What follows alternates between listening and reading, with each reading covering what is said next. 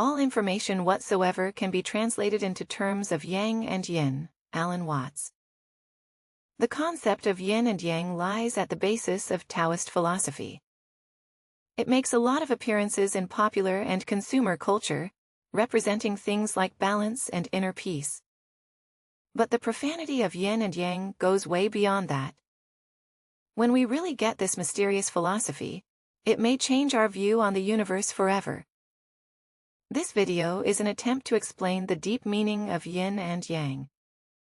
The idea behind yin and yang is kind of paradoxical. The black and white stand for two opposing forces that are also complementary. This constant mutual attraction and repulsion causes constant change that manifests in what we call the universe. Phenomena like life and death, winter and summer, matter and emptiness are all physical manifestations of yin and yang. Yin and yang can be translated as dark light or negative, positive, and is often referred to as masculine versus feminine, especially in the ancient masterpiece written by Laos, called the Tao Te Ching. We can see that he talks about the feminine or the Great Mother being the mysterious receptive and passive force represented by the black part of the yin-yang symbol, and the masculine being the active force that is basically most visible and prominent, represented by the white part. Now this isn't to be sexist. The word feminine is a way to describe the characteristics of one opposite.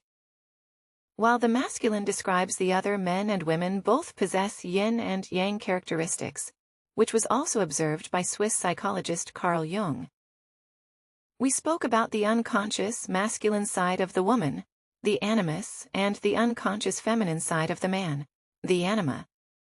Moreover, when we look at the yin and yang symbol, we see a black dot in the white area and a white in the black area, representing the idea that both feminine and masculine carry the seed of one another. So what are the differences between yin and yang, and what can be considered yin? And what can be considered yang before I'm able to explain this? It's important to note that there are no absolutes. What's yin or yang really depends on the situation. Here's what Lao Tzu wrote in Chapter 2 of the Tao Te Ching.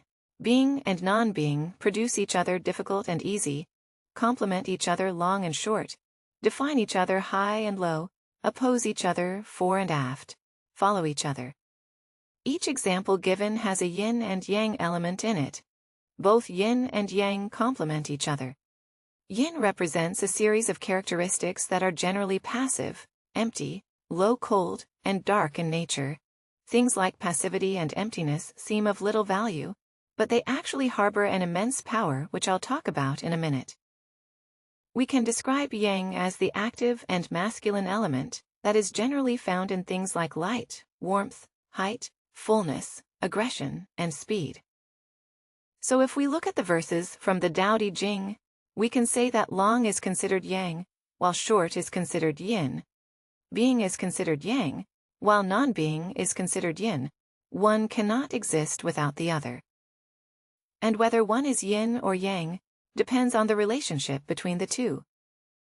Now, while the functionality of yang seems obvious, the value of yin is often overlooked, yet it contains great power. A good example to show this power is the functionality of a mug. The yang aspects of the mug are the material that it's made of, which is most likely hard and dry material. So what makes the mug really useful? The answer is its emptiness without emptiness. A mug can't hold any liquids. If we look at emptiness in this way, we'll see that it's a vital part of everything we do. Without the emptiness of the space around us, we can't punch or shoot a soccer ball without emptiness and sound. We can't speak because we need pauses to separate the tones. We can't enter a room that isn't empty, and without the vast empty space in the universe, our solar system wouldn't function. Another aspect of yin is its passivity. Society looks down on passivity. It's all about being proactive, getting results, going from point A to point B, and action over cessation. Because of this, we generally lack respect for the passive element of life. This is strange when we think about it, since passivity is essential for every form of accomplishment. Take strength training, for example. Muscles are aren't built in the gym, they're built in bed, on a couch, and in any situation in which they don't work, so that the course of nature can rebuild the muscle tissue, so they turn out stronger for the next lifting session. A key characteristic of yin is receptiveness, and because of its receptiveness it attracts. We see this dynamic everywhere in nature. From flowers waiting to be pollinated by insects, to a beautiful in a bar who is waiting for a man to make the first move, and even a black hole that just sits there without actively reaching out while its gravitational forces attract everything that comes nearby. Lotz also describes yin as soft as he compares it to water in relation to hard rock, which is the yang aspect in relation to the water. The Grand Canyon is proof that water overcomes the heart without striving. On the other hand, yin is nowhere without yang. Warmth and light, for example, are necessary for life, and emptiness becomes only useful when there's something built around it. Also, a flower can only be pollinated if insects actively approach it and do what they need to do. But if we look closer, we see that the masculine aspect within a certain context always carries a feminine aspect and vice versa. The bee, for example, can be considered yang in relation to the flower. But the bee itself contains yin and yang aspects like emptiness versus fullness, defensiveness versus offensiveness, and passivity versus activity. Even when we look at every component of the bee separately, we'll find a masculine and feminine aspect until we reach the level of the atom, in which we encounter a positively charged core surrounded by negatively charged electrons. The yin and yang pattern is the essence of binary code that solely consists of ones and zeros, as philosopher Alan Watts puts it. You could say that all your perceptions in all their variety and all their color are made up of a vast composite of little yeses and little nos. End quote. Looking at the complementary nature of yin and yang, we can say that both feminine and masculine keep each other in check. When one becomes too dominant, the other will grow until it becomes dominant, and then the other side will grow. One of the most clear examples is politics, which goes from left to right, from conservative to liberal, and so on. Lotz wrote that no movement is possible if an opposite movement hasn't occurred before it. I quote, "If you want something to return to the source, you must first allow it to spread out. If you want something to weaken, you must first allow it to become strong. If you want something to be removed, you must first allow it to flourish. If you want to possess something, you must first give it away." End quote. Thus, we could say that everything is a complementary manifestation, or perhaps a dance between a masculine and a feminine.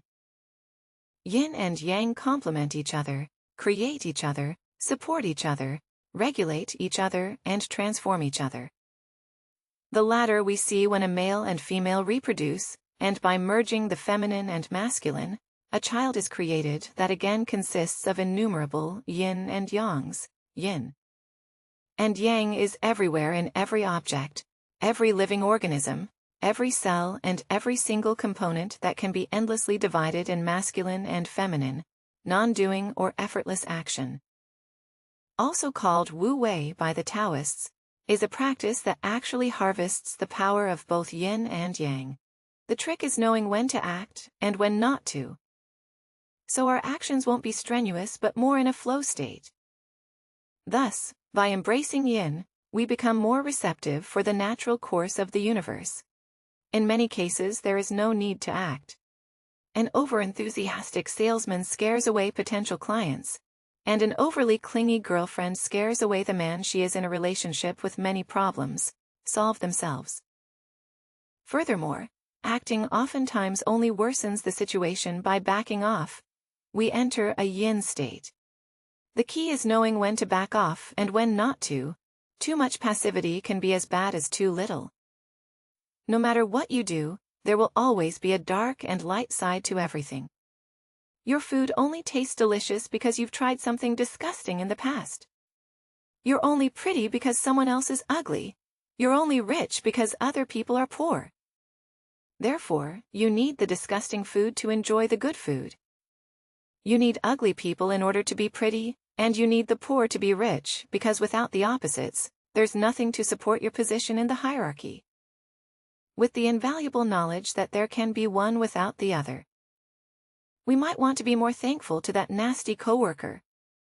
That guy who cuts us off in traffic, those barbaric people in other countries with different cultures and beliefs, and that drug dealer at the corner of the street, because thanks to them, we can look in the mirror and say, I'm such a good person.